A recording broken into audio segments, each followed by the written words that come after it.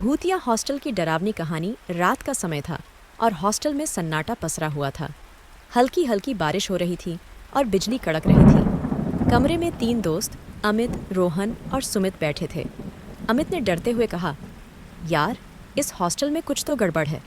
पिछले हफ्ते उस लड़की के गायब होने के बाद से अजीब अजीब सी आवाज़ें आ रही हैं।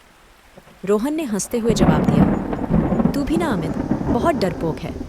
हॉस्टल पुराना है, आवाज़ें तो आएंगी ही। सुमित ने गंभीरता से कहा, नहीं रोहन, अमित सही कह रहा है। मैंने भी रात को किसी के रोने की आवाज़ सुनी है। तभी कमरे की बत्ती झपकने लगी और एक ठंडी हवा का झोंका कमरे में आया। सब सहम गए।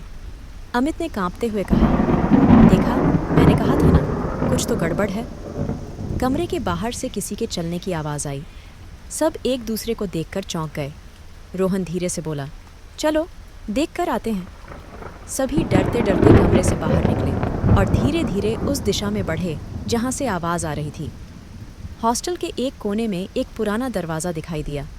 दरवाज़ा थोड़ा सा खुला था और अंदर से हल्की हल्की रोशनी आ रही थी। सुमित ने धीरे से कहा, यह दरवाज़ा तो हमेशा बंद रहता था। सभी दरवाजे के पास पहुँचे और दरवाज़ा खोला।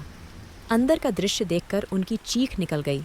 एक पुराना कमरा था जिसमें दीवारों पर खून के निशान और एक लड़की की तस्वीर लगी थी। तस्वीर में लड़की के चेहरे पर भय और दर्द का भाव था। विकास कांपते हुए बोला, ये तो वही लड़की है जो गायब हुई थी।